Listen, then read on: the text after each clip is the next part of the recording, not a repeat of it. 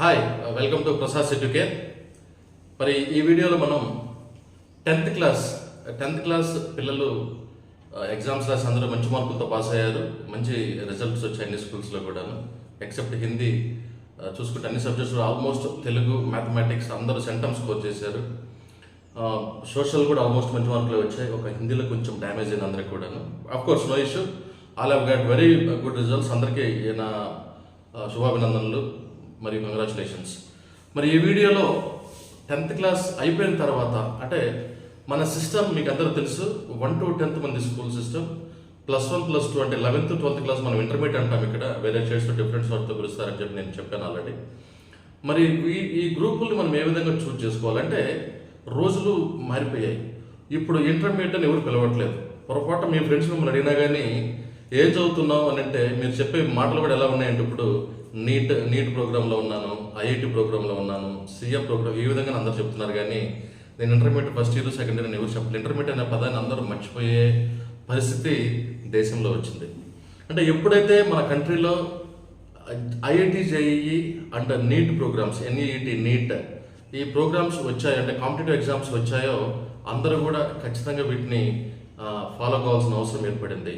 మీకు అందరూ తెలుసు, ఐఐటి, జేఈఈ అంటే ఇండియన్ ఇన్స్టిట్యూట్ ఆఫ్ టెక్నాలజీస్కి మరియు ఎన్ఐటీస్కి అంటే నేషనల్ ఇన్స్టిట్యూట్ ఆఫ్ టెక్నాలజీస్, అలాగనే కొన్ని ప్రీమియర్ కాలేజెస్ ఇన్ ఇండియా, ఒక మంచి reputed premier colleges in India, అలాగనే కొన్ని ప్రైవేట్ డీమ్డ్ యూనివర్సిటీస్కి ఈ ఐఐటి మెయిన్స్ స్కోర్ అనేది ఉపయోగపడుతుంది. అలాగే అడ్వాన్స్ స్కోర్ వచ్చిన వాళ్ళు చాలామంది కూడాను ఐఐటీస్లో ఇంకా వరల్డ్ టాప్ మోస్ట్ ఇన్స్టిట్యూషన్స్లో సీట్లు సంపాదిస్తున్నారు. అంటే ఇంతకుముందు లోకల్ ఎంట్రన్సెస్, లైక్ మన ఆంధ్రాలో అయితే ఎంసెట్ ఉండేది, కర్ణాటకలో కేసెట్ లాగా డిఫరెంట్ ఎగ్జామినేషన్స్ ఉండే, అవి రాసి మనం ఇంజనీరింగ్ కాలేజీలో సీట్ సంపాదించుకునే వాళ్ళము. ఇప్పుడు ఆ కండిషన్స్ మారిపోయాయి. అందువల్ల 6th క్లాస్ నుంచే ఈ టెక్నో ప్రోగ్రామ్స్ అనేవి, ఐఐటి ఫౌండేషన్ క్లాసులు అనేవి స్టార్ట్ అయిపోయినాయి. 10th అయిపోయిన తర్వాత ఇంటర్మీడియట్కి వచ్చినప్పుడు ఖచ్చితంగా పేరెంట్స్ అనేవాళ్ళు అవుట్ ఆఫ్ 100 80% పేరెంట్స్ ఇలాంటి వాటిని చూస్ చేసుకొని చేరడం అనేది నేను 2 decadesగా చూస్తూ ఉన్నాను. మరి ఇలాంటప్పుడు మనం మంచి కోర్సు అంటే ఇప్పుడు మీరు ఐఐటి, జేఈఈ ప్రోగ్రామ్స్ అంటే it's nothing but MPC. There is no other group for that. MPC తీసుకున్న వాళ్ళు మాత్రమే, మ్యాథ్స్ ఫిజిక్స్ కాంబినేషన్ తీసుకున్న వాళ్ళు మాత్రమే ఐఐటి మెయిన్స్ లేదా అడ్వాన్స్ రాయొచ్చు. చాలామంది పిల్లలు ఐఐటి మెయిన్స్ జరిగే ఎగ్జామ్లో మంచి పర్సంటేజ్ వచ్చిన తర్వాత ఎన్ఐటీస్తో, నేషనల్ ఇన్స్టిట్యూట్ ఆఫ్ టెక్నాలజీ, మనకు వచ్చేసి ఇప్పుడు ఆంధ్రప్రదేశ్ తాడేపల్లి కూడా ఉంది. ప్రీవియస్లీ మనకి REC regional engineering college Warangal అనే వాళ్ళము, ఇప్పుడు దాన్ని ఎన్ఐటీగా మార్చారు. అలాగే తమిళనాడులో తిరుచి, కర్ణాటకలో మ్యాంగ్లూర్, వెస్ట్ బెంగాల్ దుర్గాపూర్, సూరత్, నాగ్పూర్, ఈ విధంగా చాలా రకాల ఎన్ఐటీస్ మనకు దగ్గరలోని ఎన్ఐటీస్, మంచి పాపులర్ ఎన్ఐటీస్ ఉన్నాయి.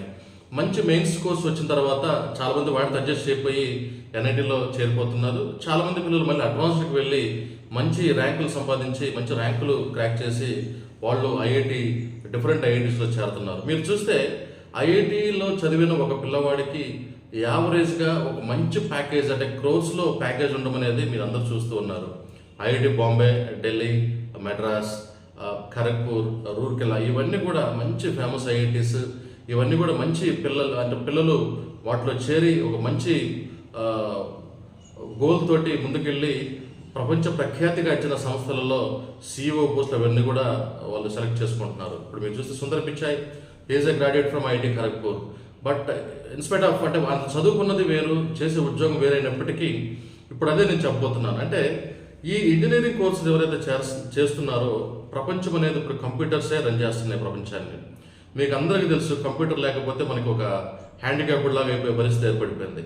మరి చదువుకున్న చదువుకి చేసే వర్క్కి సంబంధం లేకుండా చాలామంది ఇలాంటి వాటిలో రాణిస్తూ కొన్ని కోట్ల ప్యాకేజీలని తీసుకుంటున్నారు. అంటే చదివేది ఇంజనీరింగ్, బట్ చేసేది సాఫ్ట్వేర్ జాబ్. అంటే ఇట్స్ ఆల్మోస్ట్ డిఫరెంట్. కానీ ఎంఎన్సీ కంపెనీస్ ఏదైతే ఇన్స్టిట్యూషన్ రెప్యుటేషన్ చూసి వాళ్ళకి జాబ్స్ ఇస్తున్నాయి. అంటే Tier 1 ఇన్స్టిట్యూషన్స్ అంటే ఇండియాలో ఐఐటీస్, Tier 2 అంటే ఎన్ఐటీస్.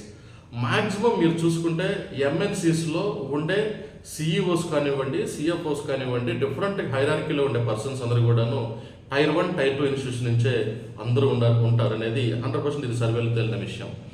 మరి ఈ విధంగా మీరు ఫ్యూచర్లో కనుక ఒక మంచి ఆబ్జెక్టివ్ పెట్టుకొని, నేను ఒక మంచి ఇంజనీర్ని అవ్వాలి, ఒక మంచి Tier 1 లేదా Tier 2 ఇన్స్టిట్యూషన్ చదవాలనుకుంటే ఈ ఐఐటి జేఈ ఎంట్రన్స్ని మీరు మ్యాక్సిమం మీరు ఖచ్చితంగా గోల్గా పెట్టుకోవాలి, మెయిన్ ఎయిమ్గా పెట్టుకోవాలి. దానికోసం మీరు మ్యాథ్స్, ఫిజిక్స్, కెమిస్ట్రీ గ్రూప్ తీసుకోవాల్సి ఉంటుంది.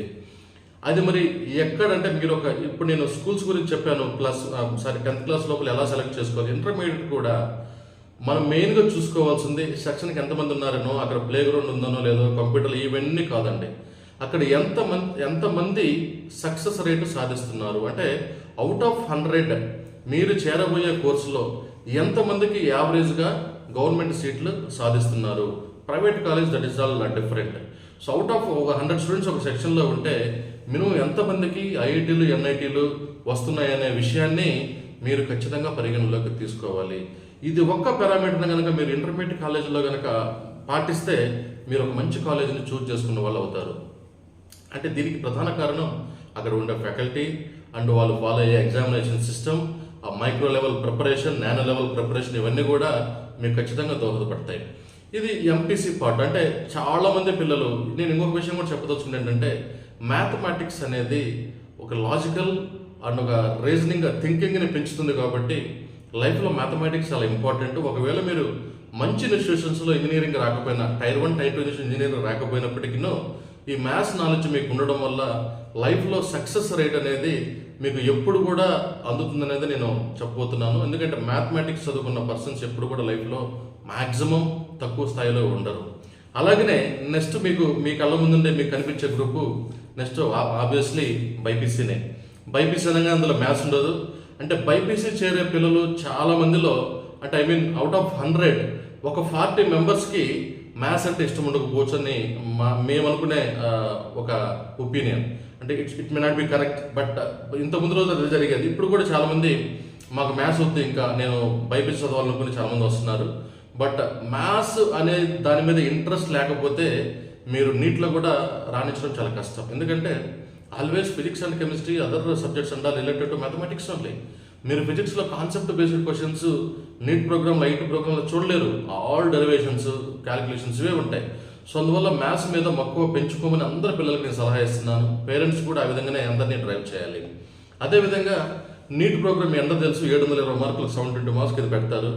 ఫస్ట్ స్టార్టింగ్ నీట్ ఇంట్రొడ్యూస్ చేసినప్పుడు, అంటే ఒక 6 years ముందు నీట్ ఇంట్రొడ్యూస్ చేసినప్పుడు 380 మార్క్స్కి, 350 మార్క్స్కి, 300 మార్క్స్ కూడా సీట్లు వచ్చినాయి. ఇప్పుడు ఆ పరిస్థితి లేదు. ఇప్పుడు ఓపెన్ కేటగిరీలో చూసుకుంటే 550 ఫైన్ వస్తే కానీ సీట్ వచ్చే అవకాశం లేదు. బీసీ కమ్యూనిటీస్లో చూసుకుంటే మినిమం 520 మార్క్స్ వస్తే కానీ గవర్నమెంట్ సీట్ వచ్చే అవకాశం లేదు. రిజర్వేషన్స్లో ఉన్న రిజర్వేషన్ కేటగిరీస్ కూడా మినిమం 350, 400 స్కోర్ దాటాల్సిన అవకాశం నీట్లో వచ్చేసింది. అందువల్ల ఖచ్చితంగా అన్ని సబ్జెక్ట్స్లో బాటనీ, జువాలజీ మాత్రమే ఇంట్రెస్ట్ ఉంటే నీట్ వస్తుంది అనుకోవడం అబ్సల్యూట్లీ మన మూర్ఖత్వం అవుతుంది, ఇగ్నరెన్స్. అందువల్ల ఖచ్చితంగా అందరూ కూడాను మ్యాథ్స్ని మెయిన్ బేస్ చేసుకొని ఫిజిక్స్, కెమిస్ట్రీ కూడా చదవాలి. కాబట్టి ఆ ఎలిమెంట్స్, మ్యాథ్స్కి సంబంధించిన ఎలిమెంట్స్ మర్చిపోకుండా ఫిజిక్స్ అంటే, నేను చాలా మందిని చూశాను డాక్టర్స్ అవుతున్న వాళ్ళల్లో ఒకవేళ కాకపోతే కనుక దానికి మెయిన్ రీజన్ ఫిజిక్స్ అవుతుంది, అయితే కూడా మెయిన్ రీజన్ ఫిజిక్స్ అవుతుంది. ఎందుకంటే of course being a NEET student లేదా Bible student, obviously always you will have interest on botany and zoology. There is no doubt at all. 100 మందికి 100 చేరే 100 మందికి ఖచ్చితంగా బాటనీ, జువాలజీ ఇంట్రెస్ట్ ఉంటుంది. ఓన్లీ మ్యాథమెటిక్స్ మీద interest ఉండదు. కాబట్టి ఫిజిక్స్ కాన్సెప్ట్స్ చాలా కష్టంగా అనిపిస్తాయి. దయచేసి ఈ కాన్సెప్ట్స్ని గుర్తుపెట్టుకొని మీరు అందరూ కూడాను మీరు కనుక డ్రైవ్ చేయగలిగితే you are going to be winner. Just try to understand my point. So అందరూ ఈ విధంగా ఫాలో అవ్వాలి. మీరు ఎంపీసీ, బైపీసీ అంటే బైపీసీ అనగానే మనకు గుర్తొచ్చే కోర్సు ఎంబీబీఎస్ కాదండి, ఇంకా చాలా రకాల కోర్సులు ఉన్నాయి. MBBS is not only one course in BiPC program. మీరు ఎంబీబీఎస్ తీసేస్తే అంటే నీట్ ప్రోగ్రామ్ కింద మనకు MBBS, BDS, BA ayurvedic medicine, homeo medicine, Unani medicine, Siddha medicine, అలాగనే ఫిజియోథెరపీ, ఇవన్నీ కూడా సంబంధించిన కొన్ని కోర్సులు మీకు నీట్ ప్రోగ్రామ్ కింద ఇస్తున్నారు. సో ఏ కేటగిరీ అంటే గవర్నమెంట్ కాలేజీలు కావచ్చు, బి కేటగిరీ ప్రైవేట్ కాలేజీలలో కావచ్చు ఉన్నాయి. అవి కాకుండా మీరు లోకల్ ఎంట్రన్స్ అయినటువంటి ఎంసెట్ కనుక రాసుకొని వెళ్తే agriculture BSc horticulture, fisheries, dairy science, home science, so ఈ విధంగా డైరీ టెక్నాలజీ, రకరకాల వెటనరీ సైన్స్, మెయిన్గా bachelor veterinary science and animal husbandry, రకరకాల కోర్సులు కూడా మీకు అందుబాటులో ఉన్నాయి. అంటే ఇవన్నీ మీరు మర్చిపోకూడదు. ఏంటి సార్ మరి ఇంకా మన దేశంలో ఉండేది 2 గ్రూపులైనా, ఎంపీసీ బైపీసీనా, వేరే ఏం లేవా? 100% ఉన్నాయండి. ఎందుకంటున్నానంటే జనాభా ఎక్కువయ్యే కొద్ది మనకు ప్రొఫెషన్స్ పెరిగాయి, దానికి తగ్గ రిక్వైర్మెంట్ ఏర్పడింది. మీరు చూసుకుంటే మనము అంటే నేను చదువుకునే రోజులలో ఒక జిల్లా మొత్తం మీద తీసుకున్నా కానీ ఒక్కరో ఇద్దరో చార్టెడ్ అకౌంటెంట్స్ ఉండేవాళ్ళు. సిఎస్ అంట మనం ఇప్పుడు వాళ్ళని. CA company secretary different, that is called CS అండి. ఇప్పుడు ఒక కాన్స్టిట్యున్సీకి ఒక 2-3 చార్టెడ్ అకౌంటెంట్స్ తయారైపోయారు. వాళ్ళకుంటే డిమాండ్ అది I cannot describe in the words. Because కంపెనీకి ఒక సిఇఓ హెడ్ అయితే, చీఫ్ ఎగ్జిక్యూటివ్ ఆఫీసర్ హెడ్ అయితే, నెక్స్ట్ పొజిషన్లో ఉండే వాళ్ళు సిఎఫ్ఓ అంటాం, చీఫ్ ఫైనాన్షియల్ ఆఫీసర్. వాళ్ళ క్వాలిఫికేషన్ మెయిన్ సిఏగా ఉంటుందండి. అంటే ఒక కంపెనీని, ఒక ఎంఎన్సీ కంపెనీని ఫినాన్షియల్గా ఒక ఫినాన్షియల్ గ్రోత్లో చూడాలి అంటే ఒక మంచి నాలెడ్జ్డ్ చార్టెడ్ అకౌంటెంట్ వాళ్ళకి అవసరం. ఈ చార్టెడ్ అకౌంటెన్సీ కోర్స్ చాలా కష్టం. దానికి గ్రూప్తో సంబంధం లేదు. ఎంపీసీ చదివినా, బైపీసీ చదివినా చార్టెడ్ అకౌంటెన్సీ దానికి సపరేట్ ఉంటుంది. కాకపోతే చార్టెడ్ అకౌంటెన్సీని ఈజీగా చదవడం కోసం ఇంటర్మీడియట్లో కామర్స్ గ్రూప్ కనుక కొంచెం ప్రాక్టీస్ చేయగలిగితే దాని దగ్గర ఫలితం అనేది ఈజీగా వస్తుందని నా అండ్ అందరి అభిప్రాయం కూడా. సో ఇది ఒకటి ఉంది. దానికి ఇప్పుడు ప్యారలల్గా సిఏ అనేది చాలా కష్టమైన గ్రూప్ కాబట్టి కంపెనీ సెక్రటరీషిప్ సిఎస్ అని ఒకటి ఉందండి. అలాగే సిఎంఏ కాస్ట్ మేనేజ్మెంట్ అకౌంటెన్సీ అనే కొత్తగా ఒక గ్రూప్ ఈ రోజులలో వచ్చింది, సిఎంఏ అనేది. అంటే ఇంతకుముందు సిఏకి ప్యారలల్గా ఐసిడబ్ల్యూఏ ఉండేది. అవి 2 ఇప్పటికి ఎగ్జిస్ట్ అవుతున్నాయి. మంచి టాప్ మోస్ట్ కోర్స్ ఇన్ ఇండియాగా ఉంటున్నాయి 2 కూడాను. వాటి కింద ప్రాక్టీషనర్స్గా మీరు అంటే you cannot become a chartered accountant, you cannot become company secretary, but వెరాస్ you can practice as a CMA cost management accounting అనేది ఒక కొత్త కోర్సు వచ్చింది. సో ఇవన్నీ కూడా మనకి ఇంటర్మీడియట్లో ఉండే ఒక రకమైనటువంటి మెయిన్ గ్రూపులు. ఇవి కాకుండా నాకు ఇవన్నీ కాదు సార్, నేను ఒక డిఫెన్స్ సైడ్ వెళ్ళాలనుకుంటున్నాను, ఒక ఆర్మీ బేస్కి వెళ్ళాలనుకుంటున్నానంటే మీరు ఇంటర్మీడియట్లో ఖచ్చితంగా ఏదో గ్రూప్ చదవాలి. చదువుతూ మనకు కంట్రీలో డిఫెన్స్ సంబంధించి మెయిన్ ఒక exams, NDA national defence academy లేదా కంబైన్డ్ డిఫెన్స్ సర్వీస్ అనే ఎగ్జామ్స్ ఉన్నాయి. వాటిలోకి ఎంట్రీ అవ్వాలంటే చాలా కష్టమైనటువంటి ఎగ్జామ్స్ ఇవి. సో ఈ ఎగ్జామ్స్ మీరు క్వాలిఫై కావాలి అంటే దాంట్లో కూడా మ్యాథమెటిక్స్ చాలా ఇంపార్టెంట్. ఇంటర్మీడియట్లో ఎవరైతే మ్యాథ్స్, ఫిజిక్స్, కెమిస్ట్రీ 60% తెచ్చుకొని పాస్ అయి ఉన్నారో వాళ్ళు మాత్రం దీనికి ఎలిజిబిలిటీ ఉంటుందండి. సో ఇవి మెయిన్గా మన కళ్ళ ముందు ఉండే గ్రూప్స్. ఇవి కాకుండా చాలా రకాల డిప్లొమా కోర్సెస్ ఉన్నాయి. 10th క్లాస్ అయిపోయినామంటే agriculture diploma, veterinary diploma, poultry diploma, seed technology, fisheries, dairy. There are different number of courses in diploma level. 2 years diploma, 3 years diploma ఉన్నాయి ఇంజనీరింగ్స్లో. మెకానికల్, సివిల్, ఎలక్ట్రికల్, కమ్యూనికేషన్స్, రకరకాల diplomas ఉన్నాయండి. So this and all very what I can say confined courses. Diploma చేయడం వల్ల మీరు లైఫ్ని shorten చేసుకుంటారు. వెరాజ్ డిగ్రీస్ చేయడం వల్ల మీరు లైఫ్లో ముందుకు వెళ్ళడానికి చాలా స్కోప్ అయితే ఖచ్చితంగా ఉంటుంది. సో వీటన్నిటిని మనసులో పెట్టుకొని ఒక మంచి కాలేజీని చూస్ చేసుకొని చేరడం వలన అక్కడ వాళ్ళకి ఎంతమందికి ర్యాంకులు వస్తున్నాయో మీరు అసెస్ చేసుకోవడం వలన మీ ఫ్యూచర్ అనేది చాలా భవిష్యత్తు అనేది చాలా బాగుంటుంది. మీరు కనుక చూస్ చేసుకున్న కాలేజీ మంచి ర్యాంక్స్ను ప్రొడ్యూస్ చేయకుండా వాళ్ళు కొన్ని విషయాలకే కొంత లిమిట్స్కే కన్ఫైన్ అయిపోయి ఇది చాలు అనుకునే రేంజ్లో ఉంటే అలాంటి కాలేజీలో మీరు చేరడం వల్ల మీరు దానికి అలవాటు పడిపోతారండి. నేనేమంటున్నానంటే positive thinking does not guarantee success, but negative thinking always guarantees failure. అంటే మనం పాజిటివ్గా ఆలోచించడం వలన గ్యారంటీ మనకు రాకపోవచ్చు, కానీ నెగిటివ్గా ఆలోచించడం వల్ల మాత్రం ఖచ్చితంగా ఫెయిల్ అనేది అవుతాం ఏదో ఒక విషయంలో మనం. అందువల్ల ప్రతి ఒక్కరు కూడా పేరెంట్స్ మరి స్టూడెంట్స్ ఈ 15 to 20 days టైంని ఒక మంచి కాలేజీని సెలెక్ట్ చేసుకోవడానికి, మీ పిల్లలతో కూర్చొని డిస్కస్ చేసి ఒక మంచి గ్రూప్ని చూస్ చేసుకోవడానికి, తద్వారా ఈ గ్రూప్ను బేస్ చేసుకుని మనకి ఫ్యూచర్ డిపెండ్ అయి ఉంటుంది. కాబట్టి ఒక మంచి సెలక్షన్ మీరు పిల్లలకి ఇచ్చి వాళ్ళ భవిష్యత్తుని ఒక మంచి వేలో ఉంచుతారని చెప్పి నేను కోరుకుంటున్నాను. అలాగనే ప్రోగ్రామ్స్ అనేవి డిఫరెంట్ ప్రోగ్రామ్స్ ఉంటాయి కాలేజీలలో. మీ పిల్లవాడి యొక్క పొటెన్షియల్ని బట్టి ఆ ప్రోగ్రాంలో చేర్చండి. మీ దగ్గర డబ్బులు ఉన్నాయనో లేక ఏసీ క్యాంపస్ కావాలనో మా పిల్లవాడు ఏసీ రూమ్లో ఉండాలని చెప్పి చేర్చుకుంటే అల్టిమేట్గా లాస్ అయ్యేది మీరే. పిల్లవాళ్ళు అక్కడ కోపం కాలేరు.